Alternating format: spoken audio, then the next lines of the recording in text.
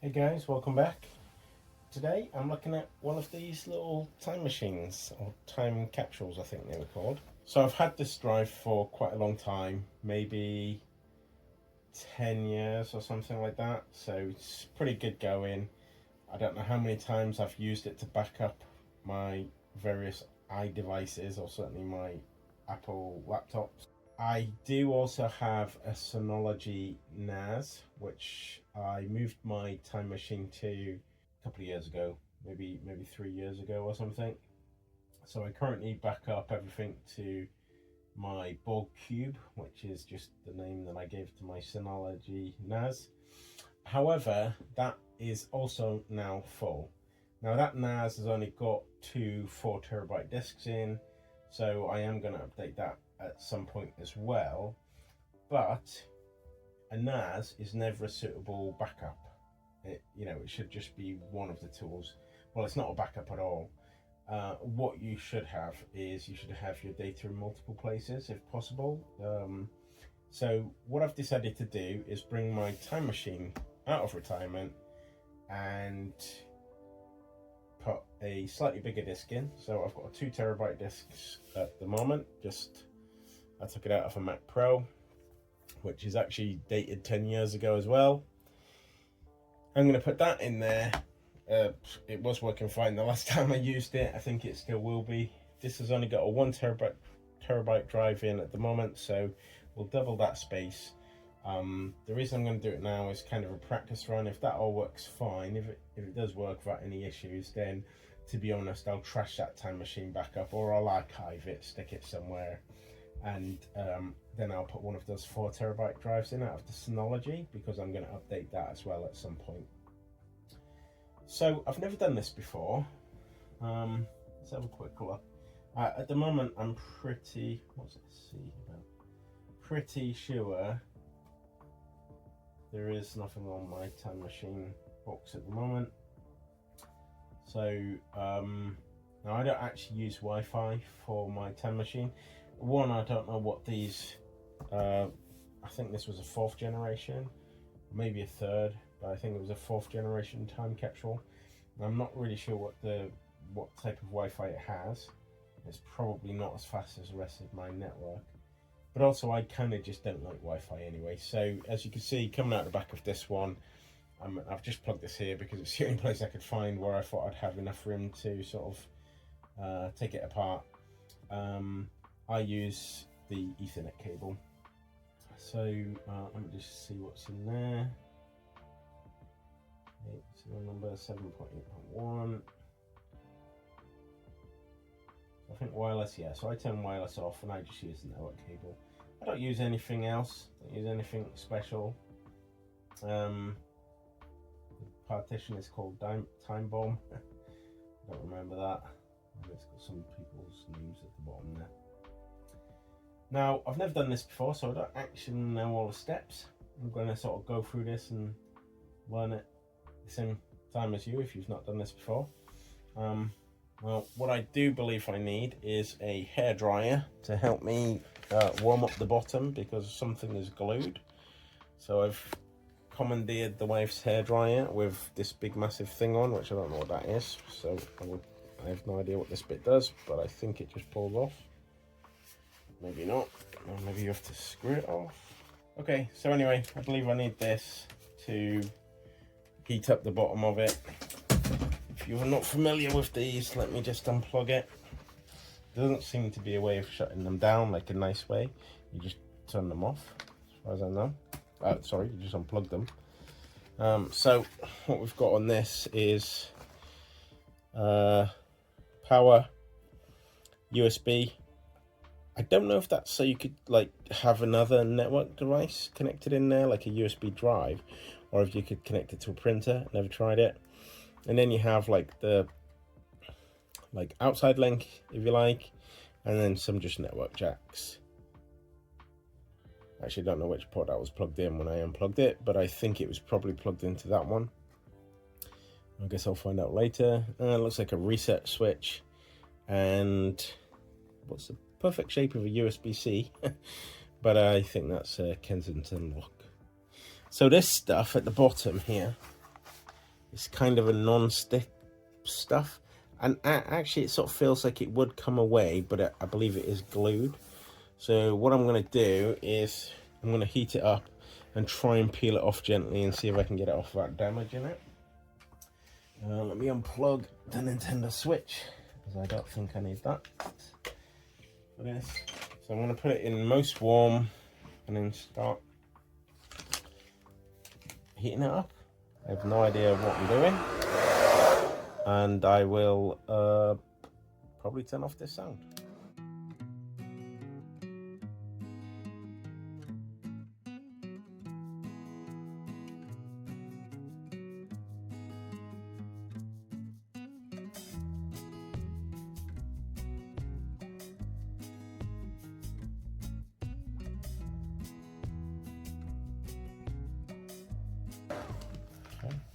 I don't know if that was long enough. I've got some of these little, whatever they are, little tools for sort of prying things. And let's see if I can get this off without damaging it. Genuinely have no idea how to get this off. Doesn't help. Okay, not like that. Also, I don't know how long you're supposed to leave it on there to make it warm.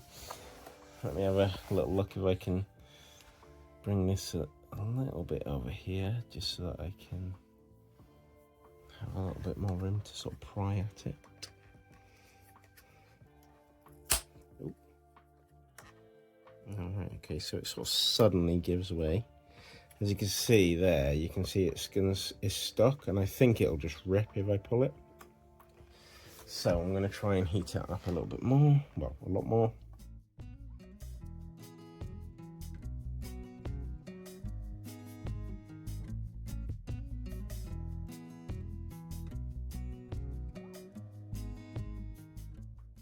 Well, I certainly feel warm from being sat next to it.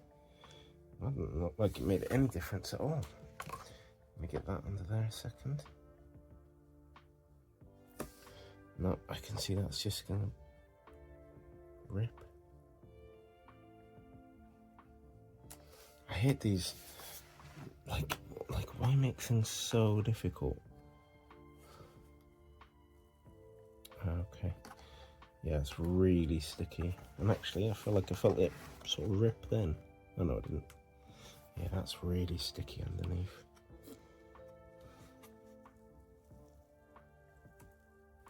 Okay, so I'm going to keep doing that.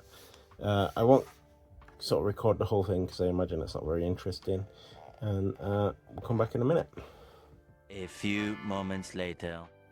So at this point, I'm still working my way around it.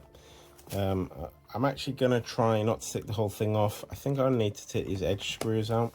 So I'm sort of working my way around and just sort of keeping the center in place. I hope that's going to work. I don't know if it will.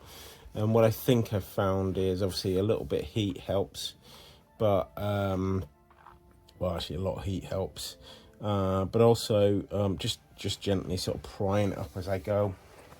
So let me see if I can do this again.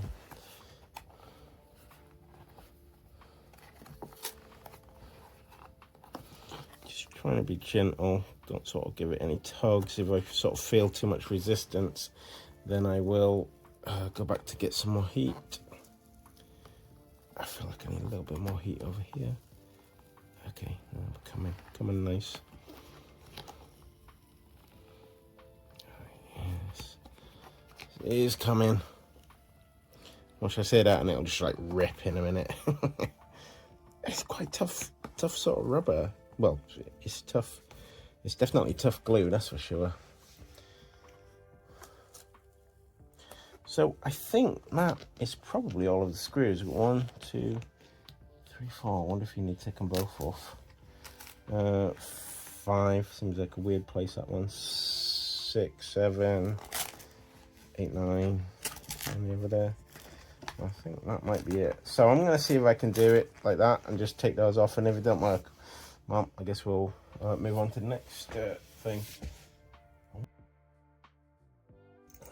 Doesn't look like there's anything interesting about these screws. There's little Phillips. Need something to put my screws on. Okay, they can go on the floor. Yeah, that's sort of sticking again already, quite quickly actually.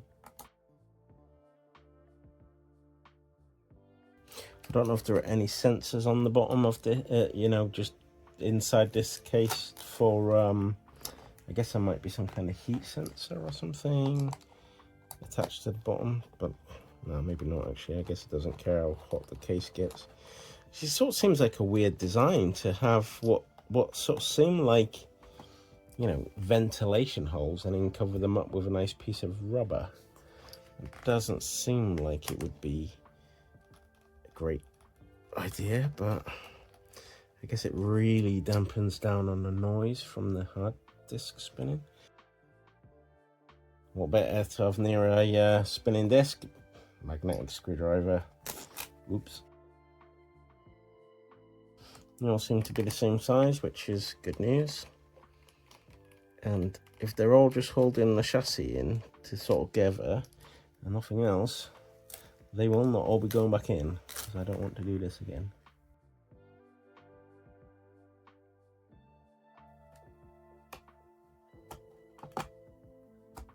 Right, so that side seems to be coming out easy enough. Okay, that doesn't have anything for me to grip onto. This side is, yeah, that's definitely coming out. Yeah, that's coming out. It does feel like there's something possibly in the middle. Okay, yeah, so those rubber grommets, they didn't need to be unscrewed, they just came out anyway. I think there might be a screw in the middle. Oh, this is where I find out when I take it off there was just one screw in the middle. Let's have a look which bits rise. So at this corner rises. There's definitely something in the middle. At least I say definitely, but I've never done this before, so I have no idea how definite it is. Definitely. At least one more. Is that it? Yes. So that one was in from this corner here. You got the power. There was one sort of quite far in from there. There is a wire at the bottom. Putting all the screws on it wasn't such a good idea. So there is some kind of wire just here. Is that a little fan or something? Let's have a look at what this is. So some kind of little fan down there. Oh yeah, and the little sort of jump, what do you call that, little connector place. I think we can do that actually. That might be a little bit of a strain. Let me just stick another little drive underneath it for now. Now we can see that what we've got in there is just a standard, nothing interesting, well, not from this side anyway, little SATA drive. A couple of connectors. It's quite clean in there considering. It's sort of 10 years old and just usually left at the bottom of a, shelf or something. Probably in quite a dusty part of the house. There's some wire here as well.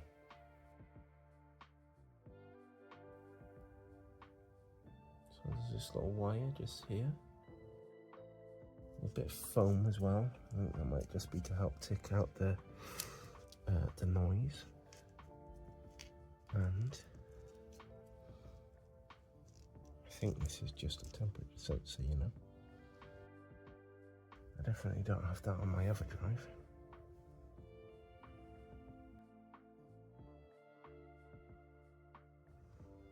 Just some little grommets to help, dampen the sound. I'll have to try and remember that one was over there.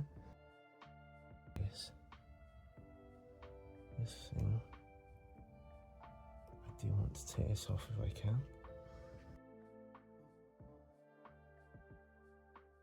Oh, okay, it's just sitting there. It's standard hard drive. It's a Western Digital 1 terabyte. 2009 this drive is from. Wow, amazing. So this is what I'm going to put in there. It's also quite old, but like I say, this is a practice run. If this is successful, then I will stick a 4 terabyte drive in when I've updated my Synology.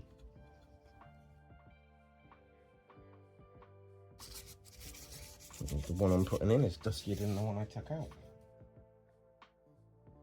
I'm not going to say they're essential, but I'm going to take them out anyway, because they do seem to have some sort of grommets around them. So I'm just taking these out of, oh okay, I might not take them out actually, because I can't get them out. I think these just help hold it in place inside the case. So they kind of just sort of stand it up a little bit. When it's facing the other way around, I just sort of stand it off the bottom of the cage. Let's put this thing back on. That'll do. Sure, that'll do. Stick you back on. I could do with something else there. A little grommet. Well, there are some grommets still on the other side of the case. So let's put this back on. That. Right. Okay. So physically, kind of about ready to try and put it back together, and then we'll see if it still works. Well, I imagine I have to somehow format the disk. I think that'll be quite easy, to be honest. So how many of those screws did I actually need to take off? I think 1, 2, 3, 4. I think you could have got away with just doing 1, 2, 3. There's not one over there though. They must have been them two. Oh, and that. Well, anyway, let's stick it all back together.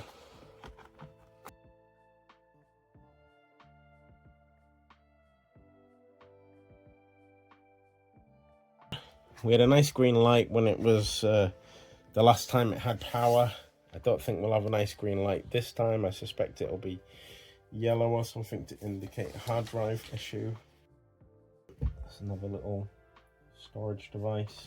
Right, so let's get this thing hooked back up. So we have a yellow light at the moment, but that's normal during boot sequence.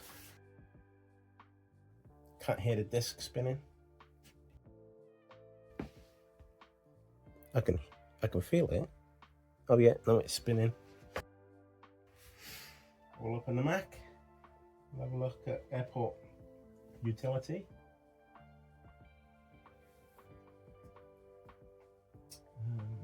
Screen recorder.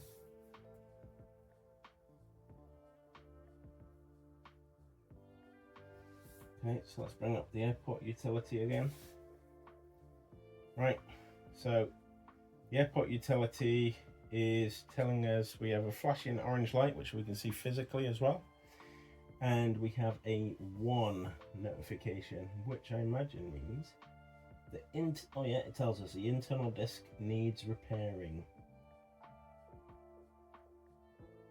Okay, so let's go to edit. And we can see the volume. Now let's trash that volume. And we will call this, I don't know, Airport QTib. Oh no, actually, what did I call it last time? I called the thing the Herogen. I might call it Herogen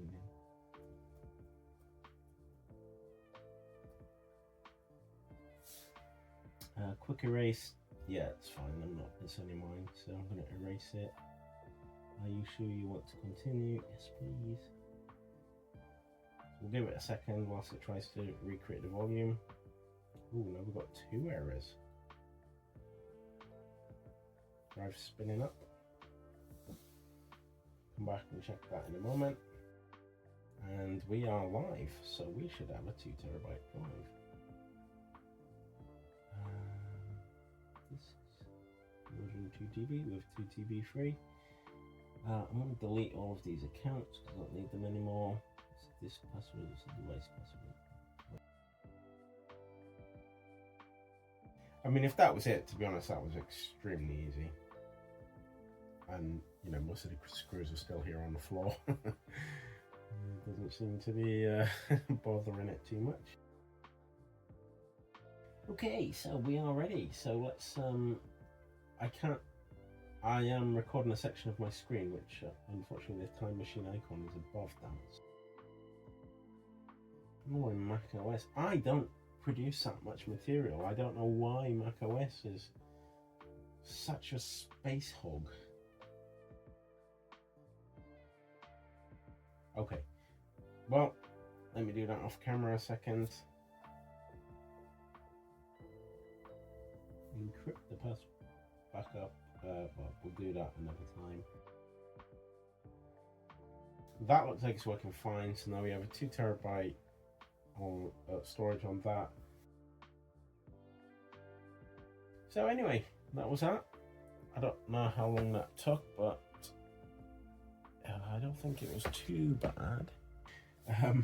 Alright, well, thank you for watching. We'll see you next time.